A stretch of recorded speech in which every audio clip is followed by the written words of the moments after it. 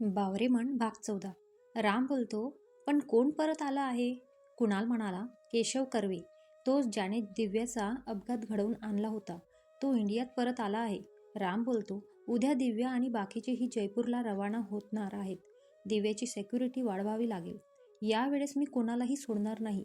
त्याला कुणाल म्हणाला, ओके, मग करतो मी सगळं हँडल.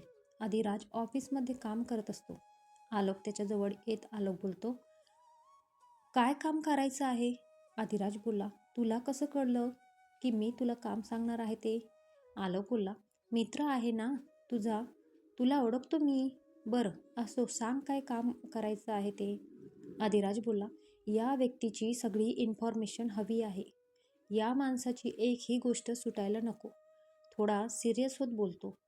आलोक बोलतो, बरं काढतो नक्कीच. आमच्या वहिनीच्या रिलेटेड असेल म्हणून एवढी घाई ना? आदिराज बोलला, हो, तिच्या बाबतीत कोणतीच रिस्क नको आहे मला. आलोक बोलला, म्हणूनच तिच्या मागे तुझे पण माणसं लावली आहेत कामाला, तेही अगोदरच तिला बॉडीगार्ड असताना. आदिराज बोलतो, हो, मला माझ्या परीने तिच्यावर लक्ष ठेवायचं आहे बस. तुला माहीत आहे ना, ती तिच्या बॉडीगार्ड्सना चकवून निघून जाते ते. मग मी हा मार्ग निवडला. आलोक बोलला, मी ऐकलं आहे की तू तिच्या डान्स क्लासच्या मधल्या मुलालाही मारलंस म्हणून. मॅडम आल्या होत्या ना रागात तुला जाब विचारायला? आदिराज बोलला, हो, मारलं होतं मी. आणि दिव्या आली होती चिडून पण माझ्यासमोर. नेहमी बोलती बंद होते तिची. मज्जा येते रे, लहान मुलांसारखं वागते ती. आलोक बोलतो, खूप प्रेम करतोस ना तिच्यावर? आदिराज बोलतो, हो, खूप जास्त. तिच्याशिवाय जगणं मी इमॅजिन नाही करू शकत रे. दिव्या नाही तर हा अधिराजही नाही. आलोक बोलला, बरं चल, उद्या तुझं काम होऊन जाईल. आलोक निघून जातो. अधिराजही त्याचं काम संपवून त्याच्या जानला सतवायला निघतो. दिव्या बॅग पॅक करून आंघोळीला जाते. आंघोळ होताच टॉवेलवर बाहेर येते. ती आपले विश्वास म्युझिक सिस्टम ऑन करून ती त्याच्यावर थिरकत गुणगुणत असते. तिची मज्जा बाल्कनीतून अधिराज बघत असतो. त्याला हसू येत असतं. त्याला असं वाटत असतं तिला जाऊन मिठी मारावी, पण तसं केलं असतं तर तिचा वेडेपणा त्याला बघायला भेटला नसता ना. दिव्या आपल्याच नादात नाचत असते. ती एक गिरकी घेते की तिला अधिराज तिच्याकडे बघून हसताना दिसतो. ती ओरडणारच की अधिराज पटकन तिच्या तोंडावर हात ठेवतो. दिव्या त्याला रागात ढकलून पडत बाथरूममध्ये घुसते. अधिराज तिला असं घाबरलेलं बघून जोरात हसायला लागतो. ती कपडे घालूनच बाहेर येते. दिव्या बोलली, तुला काही मॅनर्स आहे की नाही? मुलीच्या रूममध्ये कसा घुसतोस तू? आणि काय रे, तुला रोज बाल्कनीतूनच रस्ता भेटतो का माझ्या रूममध्ये यायला? अधिराज बोलला, मला आहेत मॅनर्स. मी दुसऱ्याच्या रूममध्ये गेलो असतो तर मानलं असतं, पण तू तर माझीच आहे ना. आणि राहिली गोष्ट बाल्कनीतून यायचं, तर जी बाल्कनीतून यायची मज्जा आहे ना तुला भेटायला, ती दरवाजातून येताना नाही आहे. रोमॅन्टिक मोडवर येत बोलतो. दिव्या बोलली, ते कसं काय? आदिराज बोलला, लपून भेटण्यात किती मज्जा आहे. आपलं लग्न झाल्यावर आपल्याला मुलांनाही गर्व होईल त्याच्या डॅडवर की त्यांचं डॅड तिच्या मामाला भेटायला बाल्कनीतून येत होता. तिच्या मामाला मनवायला किती पापड बेलावे लागत होते. त्यांना आपली लव्ह स्टोरी ऐकायला मजा येईल ना. दिव्या बोलली, काय करू मी तुझं? वैतागून बोलते. आदिराज बोलला, तू फक्त माझ्यावर प्रेम कर बस. दिव्या बोलली, जाऊ दे, तू काही ऐकणार नाहीस. बोल, आज काय काम काढलं ते? आदिराज तिच्यासमोर बॅग ठेवत तिला बघण्यासाठी इशारा करतो. आदिराज बोलला, तुझ्यासाठी आणलं आहे, उघडून बघ ना. दिव्या बोलली, पण मला नको आहे तुझ्याकडून काही. का आणलंस तू हे सगळं? आदिराज तर बॉक्स खोलत एका बॅगेतून ड्रेस काढतो. दुसऱ्या बॅगमधून त्या ड्रेसवर मॅचिंग ज्वेलरी असते ती काढतो. त्याने तिच्यासाठी त्याच्या आवडीचे 2-3 ड्रेस आणि त्याला मॅच होणारी ज्वेलरी आणलेली असते. आदिराज बोलतो, हे सगळं तू लग्नात घालायचं आणि मला तुझ्या तोंडून नाही ऐकून घ्यायचं नाही आहे. तो थोडा चिडून म्हणाला. दिव्या बोलली, मी हे घेणारही नाही आणि घालणारही नाही. काय करशील? आदिराज बोलतो, असं आहे का? मग ठीक आहे, मी रामदादाला जाऊन सांगतो. मग तू बरोबर ऐकशील माझं. दिव्या रागात बोलते, मला दरवेळेस का रामदादाची भीती दाखवतोस रे तू? मला तुझ्यासाठी म्हणून मी बोलता बोलता मध्येच थांबते. आधिराज बोलतो, बोल ना पुढे, सांग की माझ्या काळजीने तू रामदादाला काहीच सांगू देत नाहीस. रामदादाला तसंही मी घाबरत नाही. माझ्यात तेवढी डेअरिंग आहे की मी तुझ्या दादूचा सामना करू शकतो. दिव्या बोलली, हो माहीत आहे मला सगळं, तू करू शकतोस. पण मी माझ्या आयुष्यातल्या माझ्या जिवलग माणसांना असं एकमेकांसोबत भांडताना नाही बघू शकत. बोलण्याच्या ओघात ती बोलून गेली, पण जेव्हा कळलं तेव्हा उशीर झाला होता. म्हणजे मला तसं नव्हतं म्हणायचं. आधिराज बोलतो, बोल म्हणजे तू मला तुझा जिवलग मानते. तुझ्या तोंड फिरवून घेते. आधिराज तिला मागून मिठी घेतो. दिव्या बोलली, असं काही नाही आहे, तुला नेहमी गैरसमज होतो. आधिराज बोलतो, तू हे एवढे छान केस बांधून का ठेवते? तुला माहीत आहे का, फर्स्ट टाईम जेव्हा मी तुला स्टेजवर परफॉर्म्स करताना बघितलं त्यात तुझे केस सुटले होते. नकळत मी तुझ्याकडे ओढला गेलो. आधिराज असं म्हणताच तिच्या केसातील स्टिक खेचतो. तिचे लांब रेशमी केस मोकळे झाले. दिव्या बोलली, काय करतो आहेस तू? आण ते इकडे. ते केस परत बांधत त्याच्याकडे केसांना लावायचा स्टिक मागते. आधिराज बोलला, अजिबात नाही, तू केस मोकळे करते. दिव्या बोलली, ठीक आहे, तसंही मी माझे केस कट करणार आहे. मग काय करशील? आधिराज बोलतो, खबरदार, जर केस कट केलेस तर माझ्या इतका वाईट कोणी नाही. मग तू 1 इंचही केस कापलेस ना, मग तू त्याच्यापेक्षा कितीतरी डब्बल तुला किस करेल. दिव्या बोलली, मला धमकी देऊ नकोस, मी नाही घाबरत तुला मिस्टर अक्रोड. आणि मला एक सांग, एवढी सिक्युरिटी असताना तू आत येतो तरी कसा रे? आधिराज बोलतो, नको त्या छोट्या मेंदूला त्रास देऊ. मी सांगतो ना तुला, असं कोणच नाही आहे की अधिराजला त्याच्या प्रेमाला भेटायला रोखू शकेल. मग तुझ्या दादूने ही ही ठेवलेली सिक्युरिटी काय चीज आहे? त्यांना मी आपल्याबद्दल सांगितलं. त्यांना आपला सोबतचा फोटो दाखवला. हा अजून एक आहे, पण मी तुला का सांगू? आधिराजने त्यांना धमकी जी दिली होती. दिव्या रागात त्याच्याकडे बघत असते. ती बाल्कनीत जाऊन उभी राहते. आधिराजही तिच्या मागे तिला मिठी मारतो. केस बाजूला करून तिच्या मानेवर किस करतो. दिव्या त्याच्या स्पर्शाने शहारते. दिव्या बोलली, अधिराज काय करतो आहेस? आपण बाल्कनीत आहोत ना. अधिराज तिला उचलून घेतो आणि रूममध्ये आणतो. तिला बेडवर बसवत तिच्या समोर येऊन बसतो. अधिराज बोलतो, मग आता कंटिन्यू करायचं का आपलं राहिलेलं काम? दिव्या बोलली, काही गरज नाही आहे. तुला जायचं असेल ना, उशीर होत असेल तसं ही मला झोप येत आहे. उद्या जायचंही आहे जयपूरला. अधिराज बोलतो, ओके, या 10 दिवसात तू स्वतःहून मला मिठी मारशील आणि तुझं प्रेम कबूल करशील. हा अधिराजचा शब्द आहे. तुला ऑनली 10 डेज. अधिराज निघून जातो. दिव्या ही विचार करत झोपून जाते. एका ठिकाणी कोणीतरी दिव्याचा फोटो समोर उभं राहून तिच्याशी बोलत होता.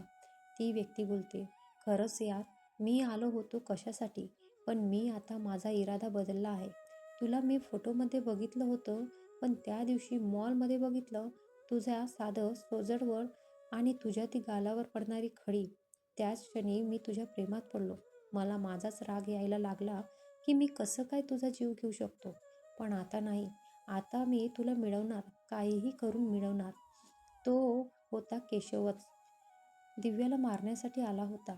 पण ज्या दिवसांपासून त्याने दिव्याला प्रत्यक्षात पाहिलं त्या दिवसांपासून तो तिच्यासाठी वेडा झाला होता. म्हणूनच तो राम तुला खूप जपतो. मीही तुला एवढंच जपेल. पण तुला मी इथे नाही राहू देणार. तुला सगळ्यांपासून दूर घेऊन जाईन, जिथे फक्त तू आणि मी बस.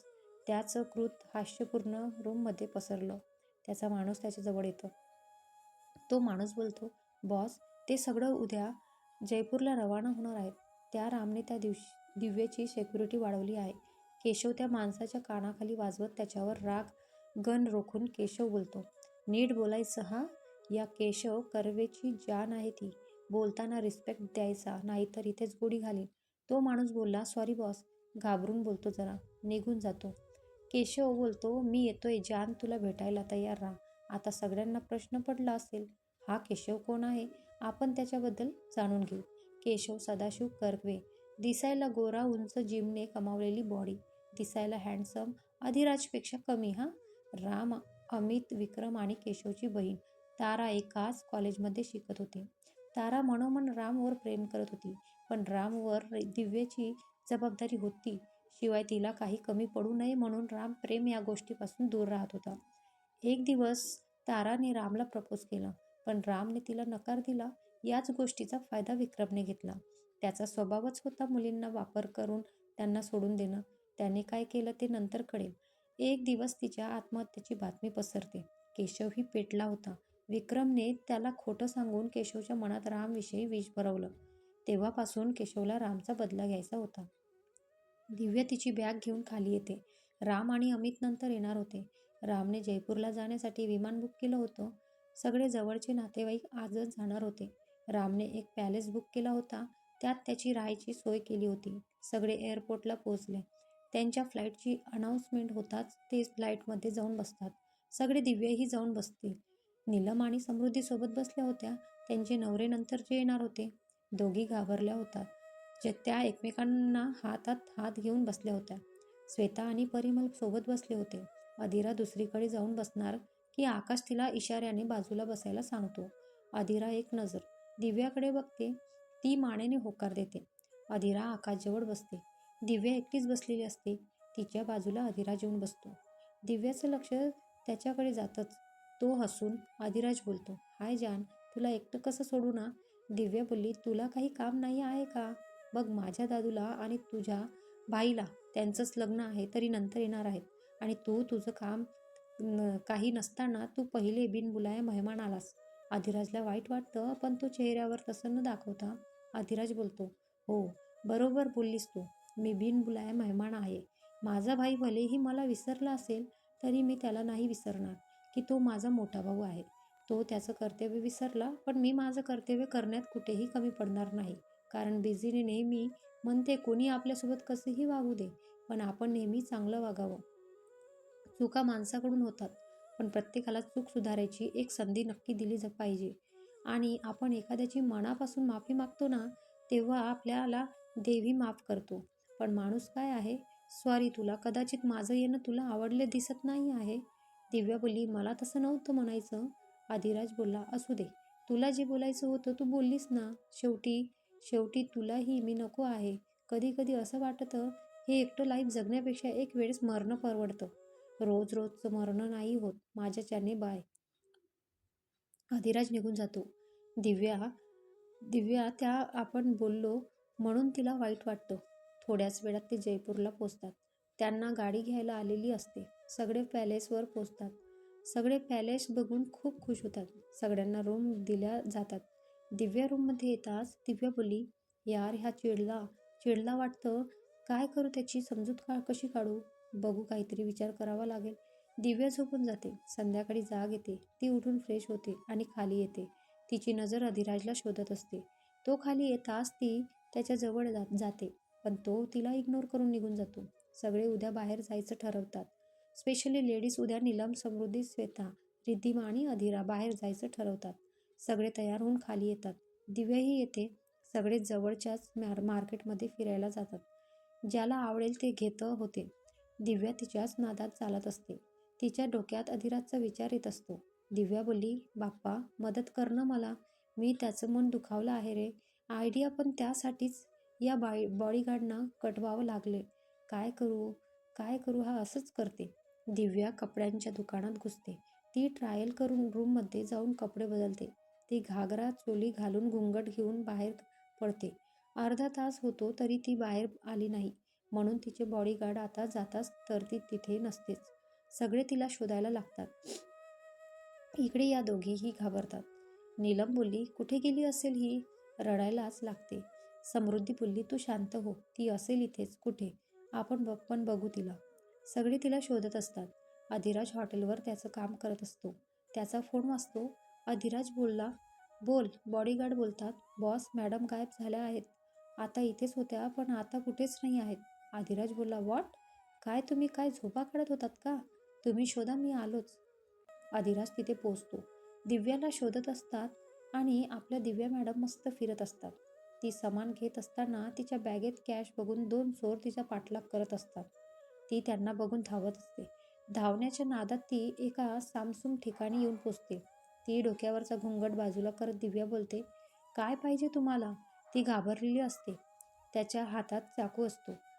त्यात अनोळखी ठिकाण. एक चोर बोलतो, तुझ्याकडे जे काही असेल ते सगळं दे.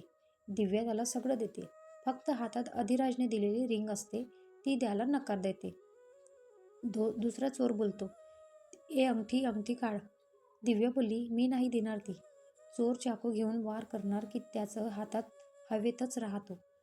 अहो मग काय, आपलं हिरो आला ना, अधिराज. येताच तिच्या चेहऱ्यावर स्माईल येते. अधिराज त्याला धक्का देतो. तो चोर खाली पडतो. दुसरा परत येतो. तो वार चुकवताना अधिराजच्या हाताला चाकू लागतो. अधिराज त्या दोघांना खूप मारतो. अधिराजला फाईट करताना दिव्या बोलली, डुशुम डुशुम, मारो मारो और मारो. ती चोर पडून जातात. अधिराज दिव्याजवळ येत तिला मिठी मारतो. दिव्याही त्याला मिठी मारते. अधिराज बोलतो, तू ठीक आहेस ना पिल्लू? जरा घाबरून बोलतो. दिव्या बोलली, मी ठीक आहे, सॉरी. काल तुझ्यासाठी माझ्याशी बोलत नव्हतास म्हणून मला असं वागावं लागलं. अधिराज बोलतो, म्हणजे? दिव्या बोलली, त्याला तिची सगळी करामत सांगते. तिचं ऐकून तो चिडतो. त्याचे डोळे आग ओकत होते. तो तिला मिठीतून बाजूला करतो. काही कळायच्या आत तिच्या गालावर त्याच्या हाताची पाची बोट उमटलेली असतात. गालावर हात ठेवत ती भरल्या डोळ्यांनी त्याच्याकडे बघत असते. दिव्या बोलते, सॉरी ना. अधिराज बोलतो, गाडीत जाऊन बस. दिव्या बोलली, माझं ऐकून तर घे. अधिराज बोलतो, I said go and get in the car. त्याचा आवाज वाढला होता. दिव्या गाडीत जाऊन बसते. अधिराजही येऊन बसतो. कसा वाटला मग आजचा हा भाग? मग मित्रांनो, बापरे, किती संकट दिव्या आणि अधिराजच्या प्रेमात. विक्रम काय कमी होता, जो आता हा केशव आला? दिव्या आणि अधिराज येणारे संकट टाळू शकतील का? अधिराज आणेल का विक्रमचं सत्य सगळ्यांसमोर? आणि हां, तुमच्यासाठी ना एक गुड न्यूज आहे. नेक्स्ट भागमध्ये दिव्या आणि अधिराज एकमेकांना पुन्हा एकदा प्रेमाची कबुली देणार आहेत. लग्नाची मज्जाही बघू नेक्स्ट पार्टमध्ये. आणि आजचा हा भाग आवडला ना तर व्हिडिओला लाईक आणि शेअर करा. आणि चॅनलवरती पहिल्यांदा भेट दिली असेल तर चॅनलला सबस्क्राईब करा. धन्यवाद.